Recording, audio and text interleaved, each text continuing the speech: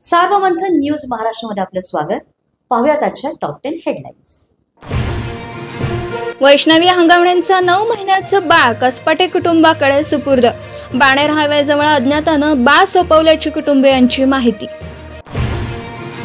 अजित पवारांकडून कसपटे कुटुंबाचा फोनवरून सांत्वन। लग्नाच्या वेळी कल्पना दिली असती तर लग्नच होऊ दिलं नसतं। वैष्णवीला न्याय देणार अजित पवारांचं आश्वासन।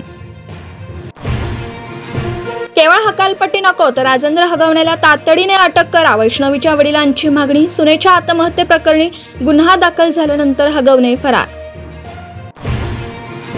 शशांकला आज महागड्या वस्तू सासरच्यांकडून हव्या होत्या, मयुरी जगतापचा आरोप। तर सासू वैष्णवीच्या वडिलांकडे फॉर्च्युनर कार मागितल्याचा आपण स्वतः ऐकल्याचा दावा।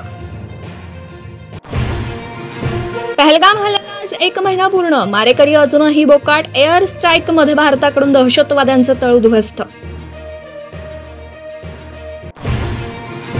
सिंदूरचा जेव्हा बॉम्ब होतो तेव्हा काय होतं हे जगाने पाहिलं। राजस्थानच्या बिकानेर मधील सभेत पंतप्रधान मोदींचा पाकिस्तानला इशारा।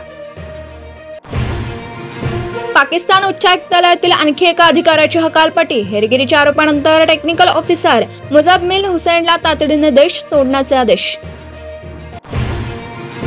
राजधानी नवी दिल्लीतील दहशतवाद्यांचा कट उधळला। 3 महिन्याच्या गुप्त कारवाईनंतर ISI हँडलर्सच्या संपर्कात असलेल्या दोघांना अटक।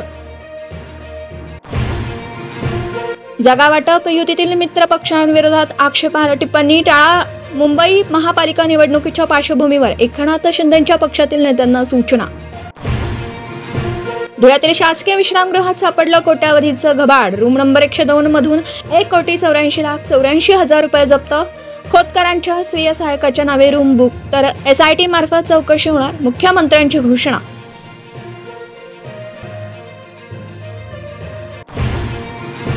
झुडपी जमीन ही वनजमीन म्हणून गृहीत धरली जाऊ शकते। सुप्रीम कोर्टाचा निर्वाळा। जमीन बळीत करण्याचा फॉर्म्युला महाराष्ट्र आणि केंद्र सरकारने ठरवण्याचे निर्देश। सार्वमंथन न्यूज महाराष्ट्राला लाईक करा, शेअर करा, सबस्क्राईब करा।